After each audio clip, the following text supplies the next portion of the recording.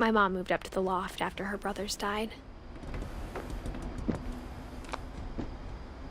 At the time, it was as far away as she could get.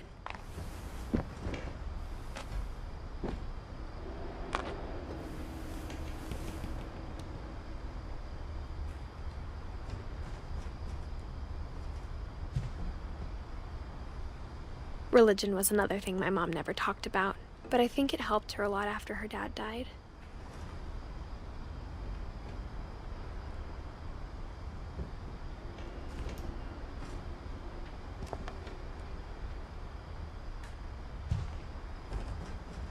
She spent a summer building houses in Calcutta, where she met my dad, Sanjay.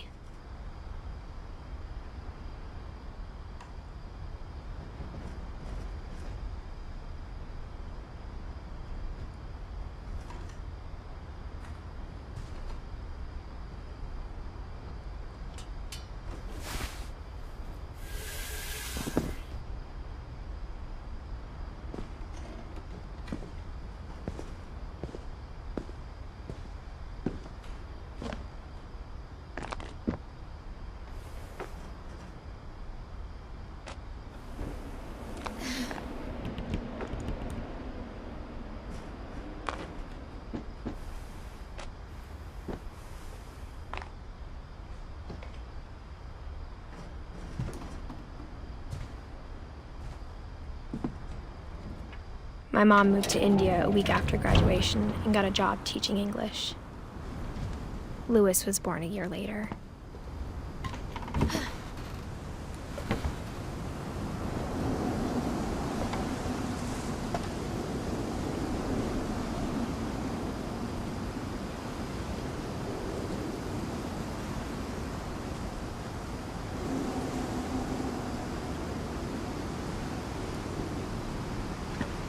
When my dad died, I don't think Mom knew where else to go.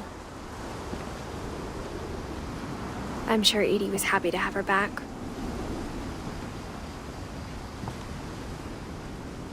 And to see kids in the house again.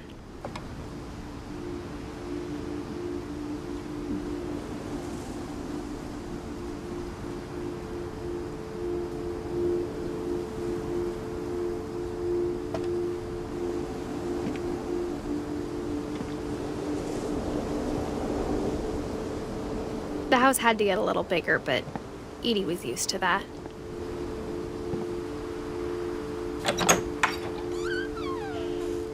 And for a while, things were good, almost normal. But it didn't last.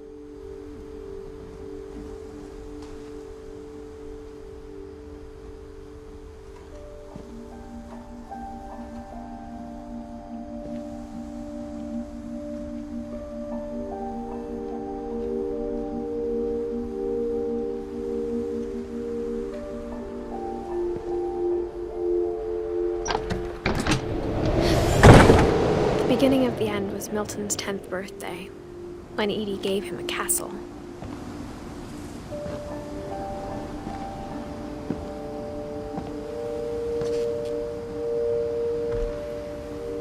After Milton disappeared, the only thing he left behind was a room full of paintings.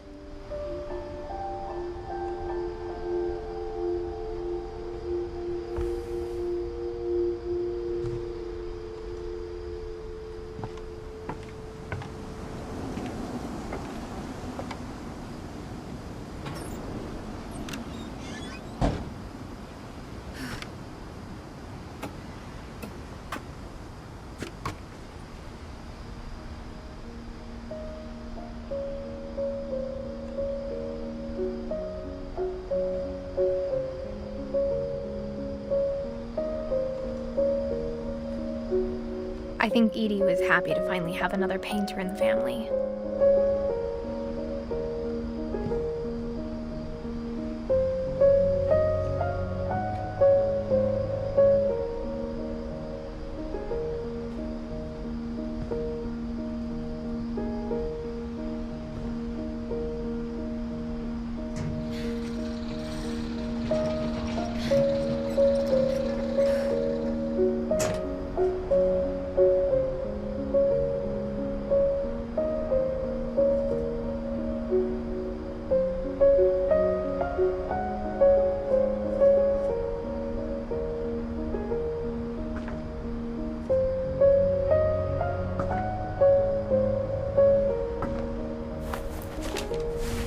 Milton Finch in The Magic Paintbrush.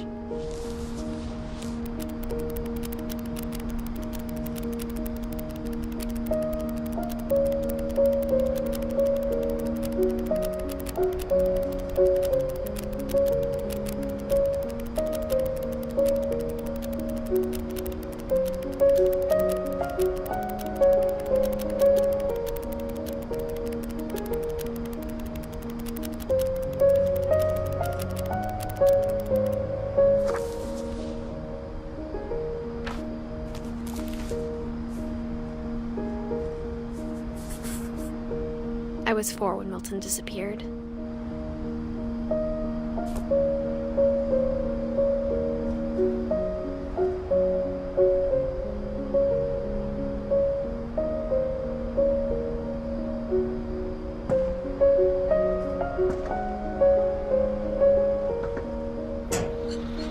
Mom spent months searching for my brother.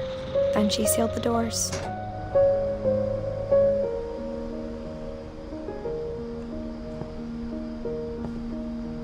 Whatever Milton had found in the house, Mom didn't want it getting out.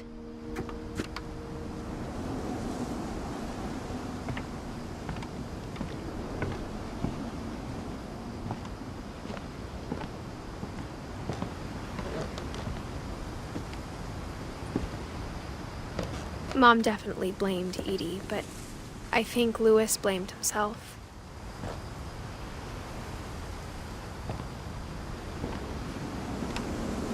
After he graduated, he just spent more and more time in his room, until Mom got him a job at the cannery.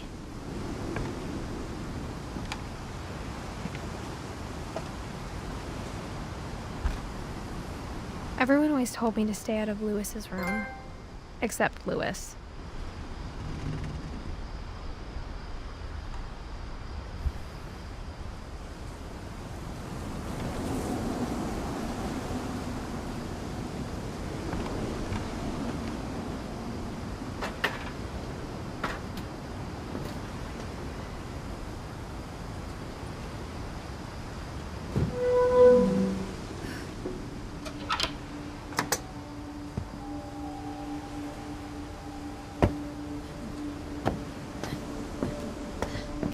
Lewis's room smelled very, very familiar.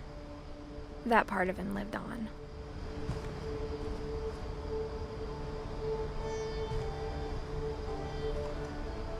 Lewis and I spent a lot of time playing games together, but he was surprisingly bad at them. He died a lot.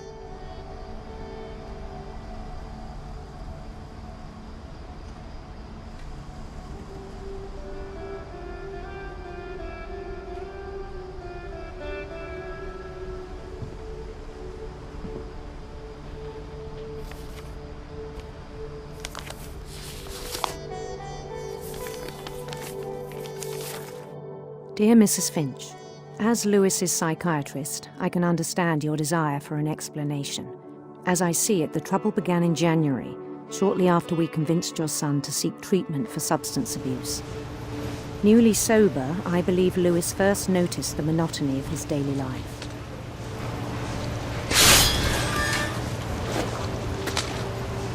He kept working at the cannery, but he withdrew part of himself.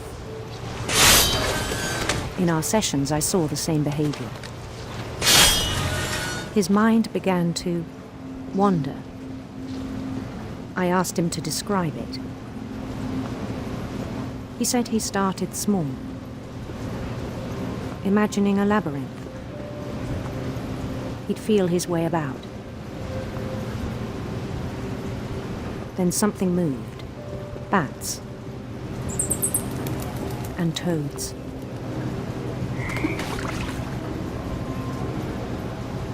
And things that have not names. He knew it was all in his head.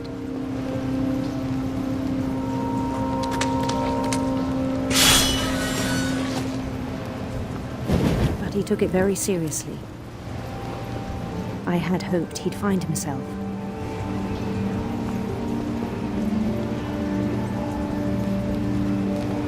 But he found something more.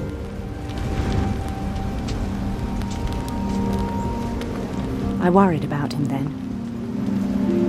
Daydreaming at the cannery, I spoke with his boss. But he said Lewis had become a model employee. Methodical, tireless, focused. Like a whole new Lewis. So I let him go on.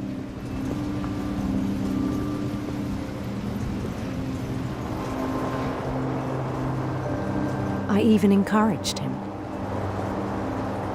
It seemed very promising at first. He told me he'd made a new friend.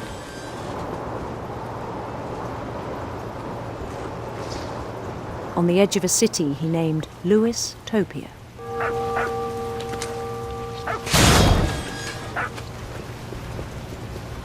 He built the city up slowly, brick by brick.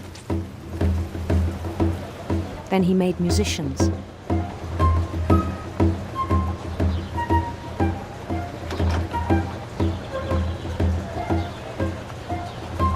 And songs for them to play.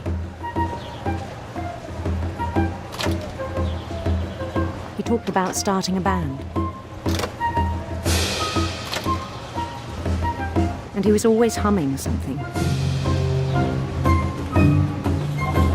Every day his imagination grew stronger.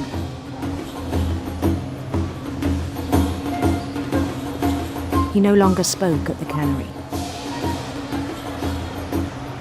But his chopping was as reliable as ever. Then one day it struck him that all the cheering crowds, even the stones under his feet, were all in his imagination. So he could do whatever he wished.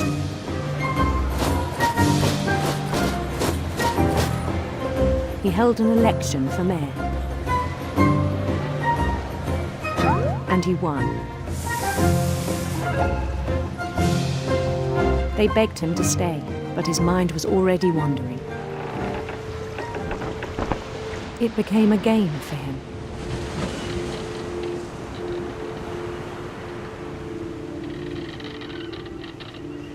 He'd conquer a city, then immediately push on. New Louisville.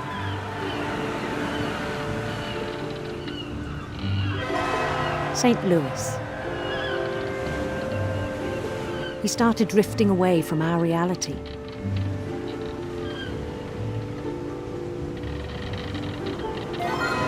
Minneapolis, until one day he forgot to go home from the cannery. Even as his mother pleaded with him, part of Lewis kept sailing on.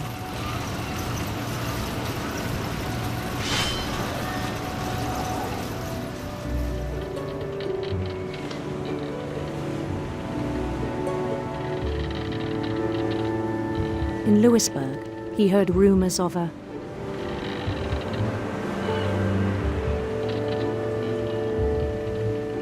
beautiful prince.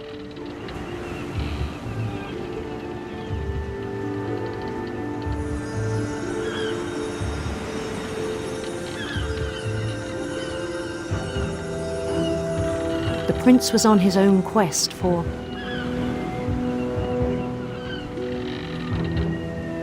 radiant rainbows.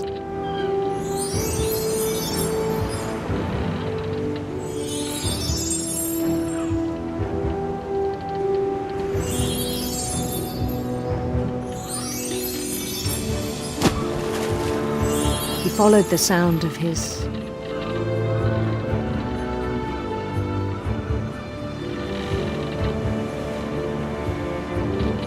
silver harp.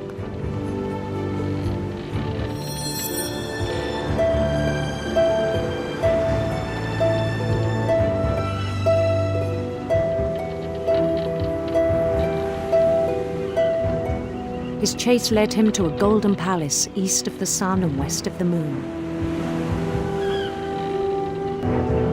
Even then, his logic remained sound.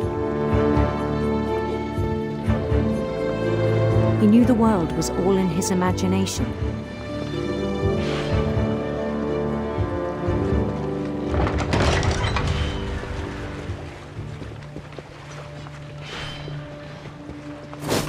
but he was so proud of having created it.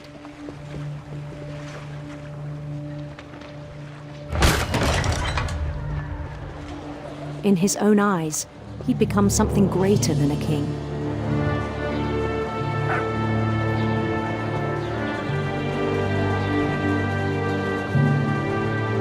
For someone who'd never known success in the real world, I think it was overwhelming. And then it struck him that the real Lewis was not the one chopping salmon, but the one climbing the steps of a golden palace.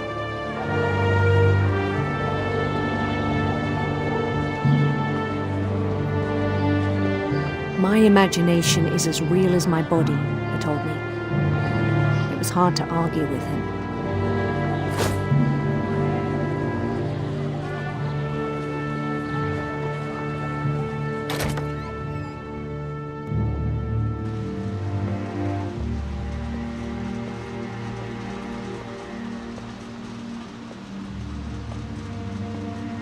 We began to forget the world we know.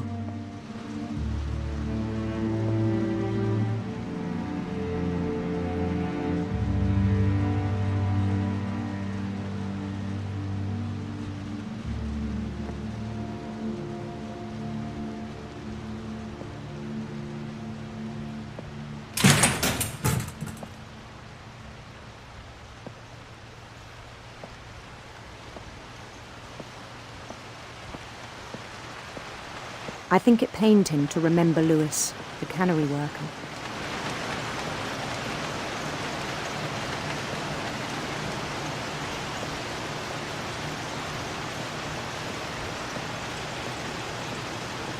He began to despise the man with a royal contempt.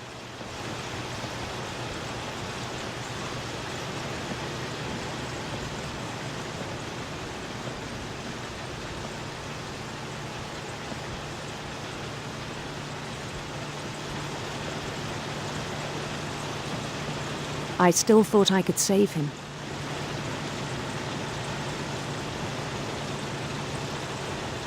Even after he said he was being crowned king over all the lands of wonder.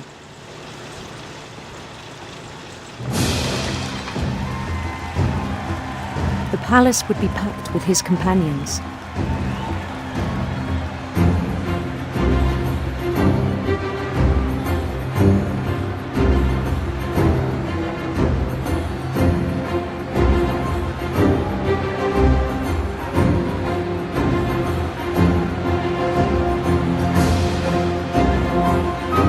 Including the wise Calico who'd insisted on inviting him.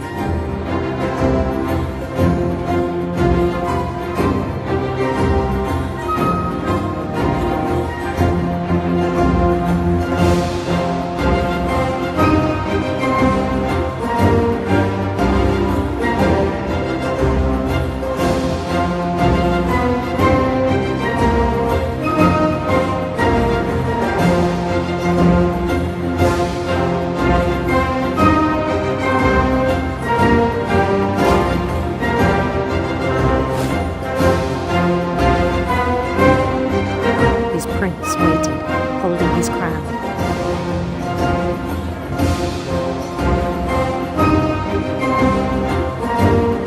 There was only one thing left to do.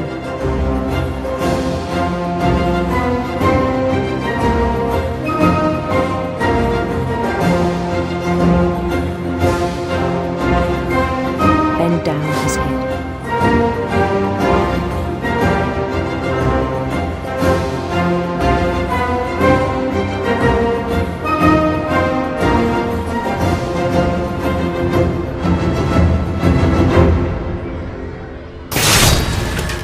I think you know. Mrs. Finch, your son was a kind man who will be missed by all of us who knew him.